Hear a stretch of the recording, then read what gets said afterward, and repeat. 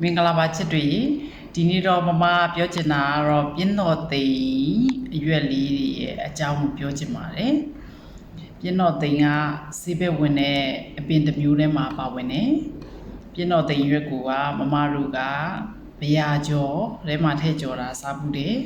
ပြီးတော့ပဲရစ်ကြော်ထဲမှာထည့်ကြော်တာစားဘူးတယ်ပြီးတော့ပဲဟင်းရည်တို့စိတ်ရိုးဟင်းရည်တွေမှာ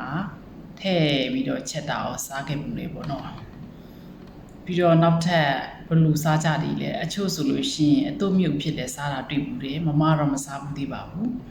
အဲ့ဒါမမဒီနေ့ပြောချင်တဲ့အကြောင်းအရာလေးကတော့ဒီပြင်းတော်တိမ်အရွက်ကလေးရလဲအစွမ်းထက်တယ်ဆိုတဲ့အကြောင်းလေးမမပြောချင်တာပါ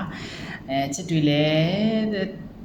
သိပြီးသားဖြစ်မှာပါမသိသေးတဲ့လူတွေအတွက်မမကညဝေပေးတာပါ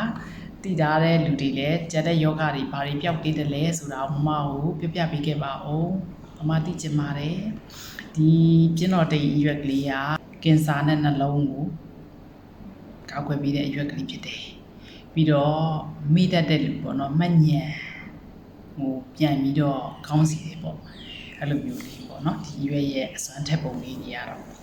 ဒီပြင်းတော်တိမ်အရွက်ကလေးကိုစားသုံးခြင်းအပြင်ရရှိမဲ့အာနိသင်တွေကိုမမပြောပြပါမယ်မမဖတ်ထားသလောက်ပေါ့နော်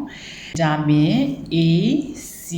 B1 B2 ပြီးတော့ထုံးထက်လည်းပါတယ်